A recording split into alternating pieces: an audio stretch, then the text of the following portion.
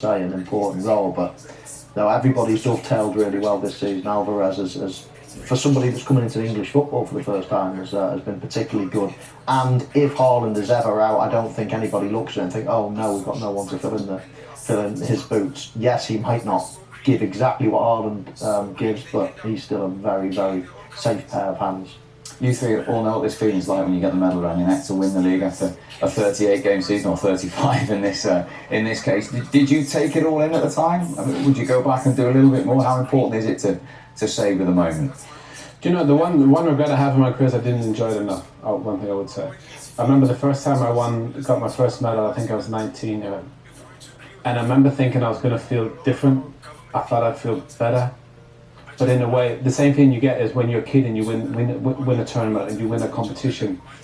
The feeling you have is almost like prizes to win. And I think that you think your world's going to change, your life's going to change. It doesn't, but it's a huge achievement for 10, 11 months of work with all the staff and all the fans and all the players. You become like a band of brothers, and I think it ties you together to win a trophy together. But you don't feel I never felt as good as I thought I was potentially going to feel. I think that's a good thing, though. I think the people that celebrate, and think that this is it, I've done it now, I can take my foot off the gas and all this. But I think they're the players that will just do it once. I think the real champions in the world, the players like this that have won, 2, 3, 4, 5 Premier Leagues, they'll never ever be happy, until they retire. They'll never be happy with they'll always think, I could have won more. And that's just a sign of a champion. That's a mentality that Pep Guardiola will instill into these people. That, it's never enough. You win the Premier League, yes, but there's the FA Cup next week. And there's the Champions League the week after. And you know what? When you win the treble, we've got to go and do it again next season. And that's just the hamster wheel that you're on as a footballer. It's a short career, win as much as you can, and then you can celebrate as long as you want afterwards. Well, I just think personally, in general, that they're actually showing that they want to be champions all the time. They enjoy the feeling, and it's almost like something they can't get enough of. I think with that, wanting it like that, I think helps with the performances. Myself, I was lucky enough to win it once, and I would have loved to win it more times, to be honest with you. But it wasn't for me. This team is just unbelievable. The way they're always equipped and ready to go into battle regardless of the circumstances, and come out doing this, it's scary. And this one in particular, I think, Owen, because we've seen them be chased by Liverpool and fend off Liverpool right down to final days at Brighton and last season. But this was different. They were behind. They did have a big margin. They were chasing another team. So at times earlier in the season, people did wonder whether City were in the title race. They've done it a different way this season. Yeah, I think it's a good point. They're not playing without that false nine. They're not playing with the same fullback. Pep was critical of his team in January. Remember, Gundogan was critical of his team in January. Said they need to change. I think Pep kept talking about the body language of the players. I think Cancelo was the main culprit of that. But for them to be in this position with 2 games to spare, champions again.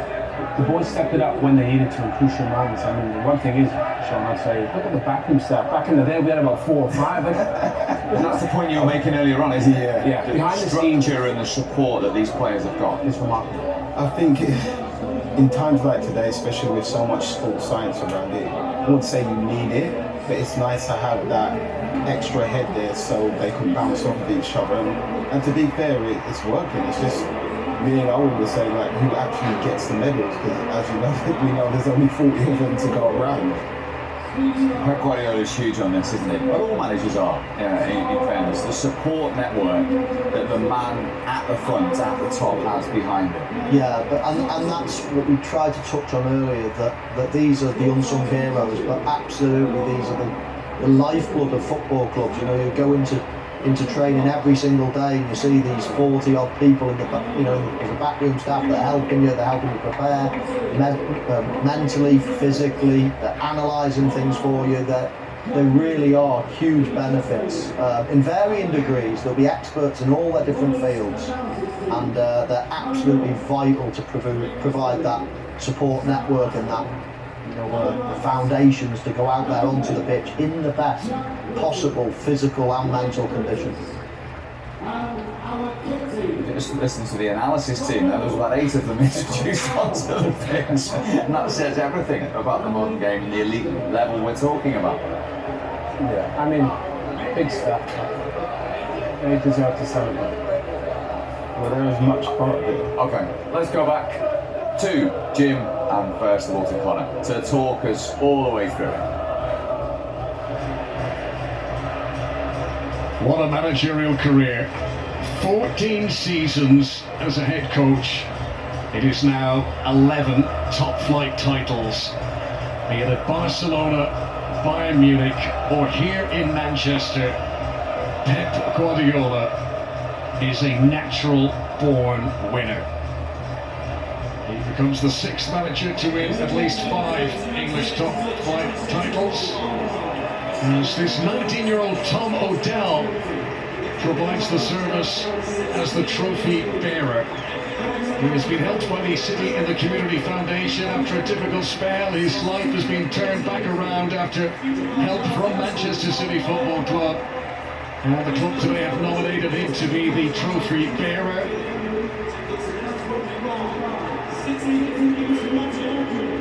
Big moment for a young man who had dropped out of school but has been supported back through to university and now helps to work with the Manchester City Foundation himself.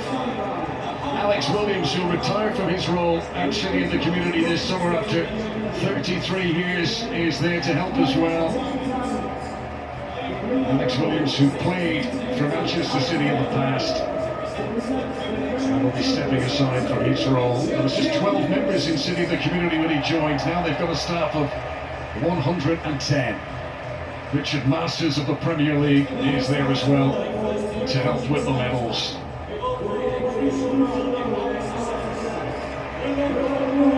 The backroom staff, Rodolfo Borrell, Carlos Vincent, Enzo Maresca, the goalkeeping coach, Xavier Mancisidor.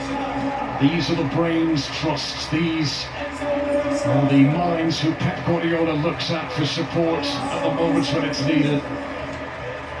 These are the coaches who help deliver this incredibly efficient team.